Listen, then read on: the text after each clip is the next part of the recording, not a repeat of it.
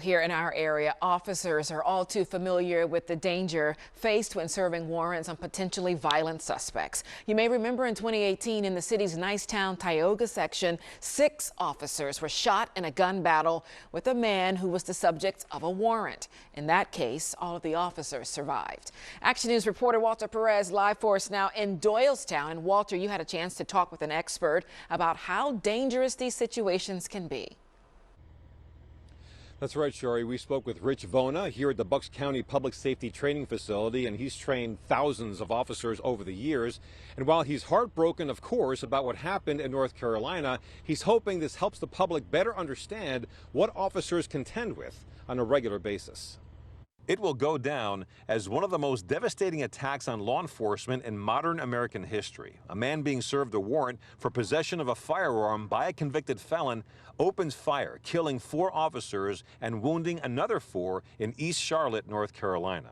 Rich Vona, the director of law and safety at the Bucks County Safety Training Center, says these brave members of a U.S. Marshals Fugitive Task Force fully realized they were walking into a potential hornet's nest. In this case, they were serving on a warrant on a known person that they believed to have a firearm.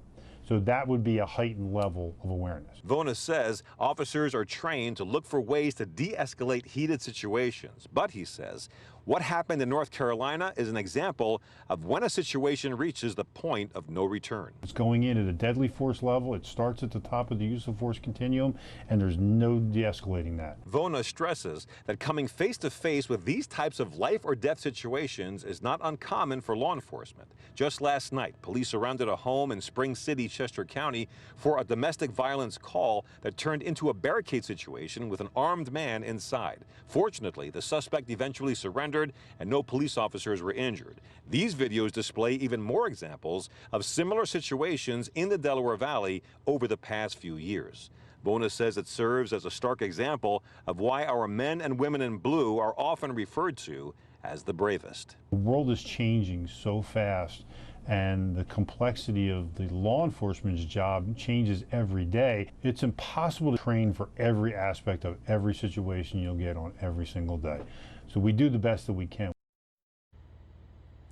Now, according to the FOP, as of April 1st, so far this year, at least 98 officers across the country have been shot in the line of duty.